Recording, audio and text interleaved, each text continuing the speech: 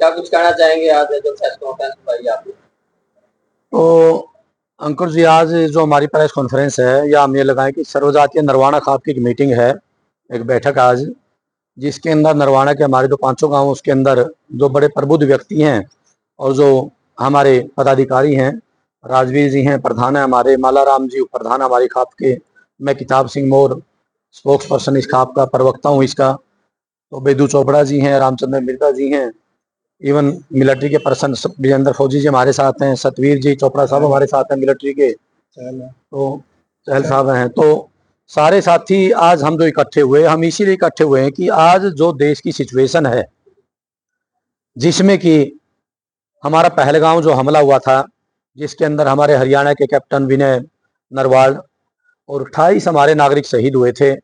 इससे पहले भी पाकिस्तान के द्वारा बहुत सारी आतंकवादी गतिविधियां जैसे पुलवामा की थी वो की गई हैं। तो सब्र की भी कोई सीमा होती है, और हम तो मानते हैं कि जो मोदी सरकार ने और जो हमारी सेनाओं ने फैसला लिया, बिल्कुल सही फैसला है, क्योंकि जो आतंकवादी देश है, जब तक उसको मुंह तोड़ जवाब ना दिया जाए, तब तक वो अपनी आतंकवादी गतिविधियों से बाज नहीं आता।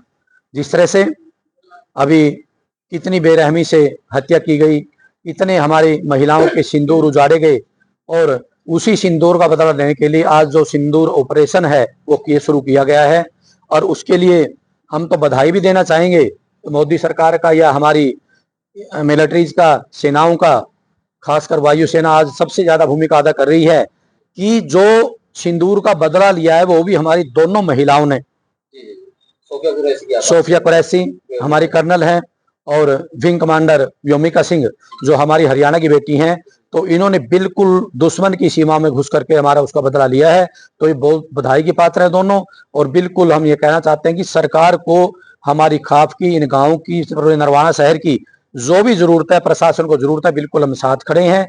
और दुख की इस घड़ी के अंदर जो आज संकट है ना, ये पूरे देश का है, क्योंकि आज कोई ये सोचे कि मैं तो साउथ के अंदर बैठा हूँ, ये तो सारा का सारा खतरा इसका कश्मीर का है या पंजाब का है या राजस्थान का है, ये नजदीक लगते वो केवल हमारे डिस्ट्रिक्ट है, हम कह सकते हैं इसके जो स्टेट हैं भारतवर्ष के।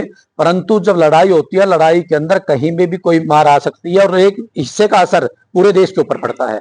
इसलिए हम चाहते हैं कि यह दुख की इस घड़ी में जो वार है, इस सिचुएशन के अंदर हमने बिल्कुल देश का साथ देना चाहिए, मिलिट्री का साथ देना चाहिए। और वो बहादुर सैनिक, जो कि दो बातें हमें ध्यान रखनी चाहिए हमारे जो देशवासी हैं, कि एक तो हम जिसके भरोसे आराम की नींद सो रहे हैं, हम आराम से सो रहे हैं, और वो जो हमारे वीर सपूत हैं वो हमारे लिए दिन रात लड़ाई लड़ रहे हैं, हम आराम से सो रहे हैं। तो हमें दूसरी बात ये ध्यान रखनी चाहिए कि जो लड़ाई लड़ रहे हैं हमारे फौजी भाई, वो भी किसी के सिंदूर हैं, इसमें कोई शक नहीं है कि कोई अपनी माँ का सपूत है, कोई अपनी पत्नी का सिंदूर है, तो वो सिंदूर का बदला लेने वाले भी जिस तरह से हमारी दो बेटियों ने बदला लिया ना, तो आज जितने भी फौजी खड़े हैं वो भी किसी न किसी का सिंदूर है। तो इस बात को देशवासियों को नहीं भूलना चाहिए, और देशवासियों को इस बात को रखना चाहिए कि जिस हम आराम से जो नींद सो रहे हैं ना, जो हमारी रक्षा कर रहे हैं, उसके प्रति हमारा समर्पित भाव होना चाहिए, और उनके मान सम्मान उनके प्रति होना चाहिए। और देश को, प्रदेश को, मोदी सरकार को, या हरियाणा सरकार को, हरियाणा प्रशासन को, जिला प्रशासन को, या एसडीएम साहब नरवाना को जो भी हमारी जरूरत है, हम ये कहना चाहते हैं, मैसेज देना चाहते हैं कि बिल्कुल हम प्रशासन के साथ खड़े हैं। चाहे लोगों को मोटिवेट करना है, वो जागरूक करने के लिए, उसके लिए भी हम तैयार हैं। प्रशासन को और जिम्मेवारी हमारा लाता है, उस जिम्मेवारी को निभाने के लिए भी हम तैयार हैं, क्योंकि ये केवल प्रशासन का काम नहीं है, ये आम जनता इसके अंदर पार्टिसिपेट करेगी ना, तो तब जाकर के देश के अंदर कोई लड़ाई जीती जाती है। प्रधान जी, अगर बात करें जैसे सरकार की तरफ से प्रशासक जो अधिकारी है उनके थ्रू मैसेज दिया जा रहा है कि मॉक ड्रिल का पालन कीजिए, आप इस प्रकार की बातें, तो हमें क्या लगता है कि इन चीजों को कितना? बिल्कुल बिल्कुल सही बात है जी। जो भी मॉक ड्रिल कराई जाती है वो केवल लड़ाई के अंदेशे से पहले करवाई जाती हैं, और लड़ाई का अंदेशा है तभी मॉक ड्रिल करवाई जा रही है। और जनता का बिल्कुल पूर्ण रूप से इसका पालन करना चाहिए, ब्लैकआउट है उसका पालन करना चाहिए, क्योंकि बहुत सारे हमारे के अंदर भी नेगेटिव लोग ऐसे हैं, हम सुनते हैं सोशल मीडिया के ऊपर, वो कह देते हैं कि आज तो बड़ी एडवांस टेक्नोलॉजी आ गई, आज तो जीपीएस काम कर रहा है, आज ब्लैकआउट की जरूरत नहीं है। बस हद है, मतलब मिलिट्री के जो हमारे टेक्नीशियन है, जो मिलिट्री हमारे स्पेशलिस्ट हैं, उनके ऊपर भी हमारे लोग बात करें।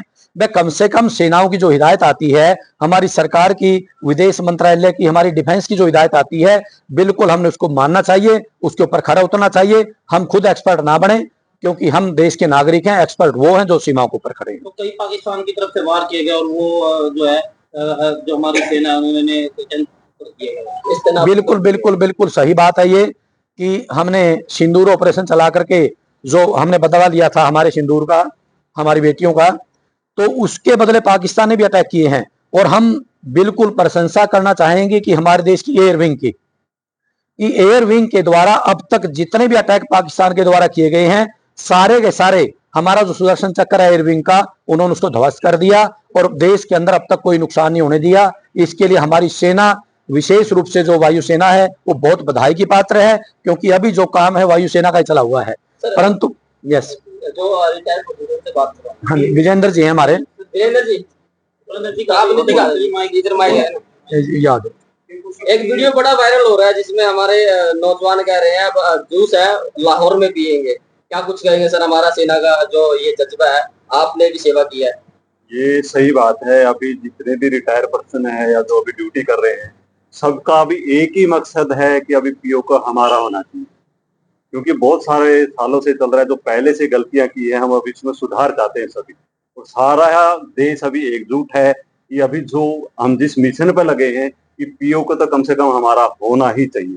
सर मीडिया में अभी ये भी खबर चल रही है कि पाकिस्तान है जो रूमर फैला रहा है, क्या पहले भी ऐसे पाकिस्तान ने रूमर फैलाए गए हैं हमारी जनता को बहकाने के लिए? ये तो पाकिस्तान एक ऐसा देश है जो नकल जैसी करता है, बहुत ज्यादा अफवाहें फैलाता है, नकली ऐसे अफवाहें फैलाता रहता है, वीडियो करता रहता है हमारे को भ्रम पैदा करने के लिए कि हमारी सेना ऐसा नहीं कर रही है, वो ऐसा कर रहे हैं कि हमारे को बहुत ज्यादा नुकसान है। वो ऐसा करता रहता है और गवर्नमेंट की तरफ से भी ऐसी हिदायतें दी गई हैं कि उन अफवाहों पर हम ध्यान ना दें। जो गवर्नमेंट गाइडलाइन कर रही है या जो इंस्ट्रक्शन दे रही है हम उनका पालन करें। जी जी सर, जिस तरह से मॉक ड्रिल है लोग हल्के में ले रहे हैं सर। ये सही बात है, मैं भी देखता हूँ जहाँ पर मैं रह रहा हूँ। जैसे अभी 1-2 दिन पहले मॉक ड्रिल था या लाइट ऑफ का जो आदेश थे, अच्छे से पालन नहीं हुआ था, या हम उन चीजों को बिल्कुल हल्के में लेते, ध्यान ही नहीं देते।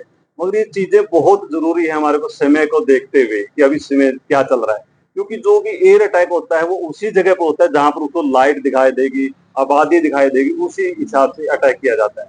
और वो अंधेरा इसीलिए बोला जाता है कि आप खिड़कियों में पर्दे मोटे लगाएं, लाइट ऑफ करें। अगर गवर्नमेंट की तरफ से, हमारे प्रशासन की तरफ से आदेश नहीं है तो भी हमारे को अपनी तरफ से इसका पालन करना चाहिए कि लाइट ऑफ होगी। दोनों फायदे हमारे को, बचत लाइट की भी होगी और दूसरा हम सुरक्षित भी हों। तो मैं सभी से गुजारिश जरूर करूंगा कि इन चीजों का हम पालन जरूर करें जो भी हमारी गवर्नमेंट की गाइडलाइन आती रहती है।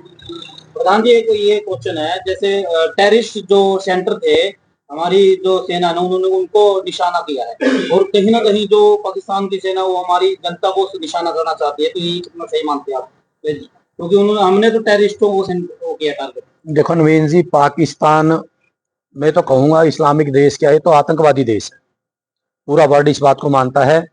और आतंकवाद ने जो शरण आतंकवाद को बिल्कुल पाकिस्तान की सरकार ने उसको शरण दे रखी है। तो आज डेमोक्रेसी है और डेमोक्रेसी के अंदर किसी देश को बिल्कुल ट्रांसपेरेंट होना चाहिए। आतंकवाद का समर्थन कोई चाहता विश्व के अंदर, कोई यूएनओ नहीं चाहता, कोई देश नहीं चाहता।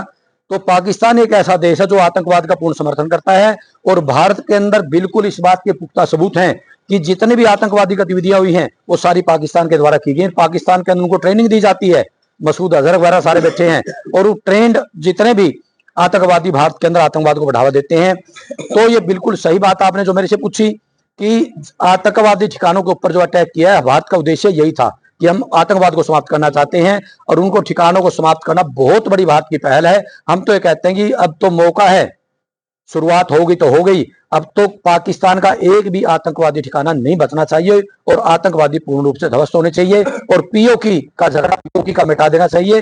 पाकिस्तान को नहीं, ये भारत का हिस्सा है और भारत में रहेगा, अंदर शामिल करना चाहिए। बहुत बढ़िया मौका। बड़ी मीडिया पर ये चला हुआ है कि भारत की सेना घुस गई, लाहौर में घुस गई, वहां घुस गई, मतलब इस प्रकार की अफवाहें चलाई हुई है। चलो देखो ये तो नहीं है उसको मतलब चलो देख, तो ये तो हमारी विदेश मंत्रालय की जो भी कॉन्फ्रेंसेस होती हैं वही इस बारे में क्लियर कर सकते हैं। हम तो एक देश के आम नागरिक हैं।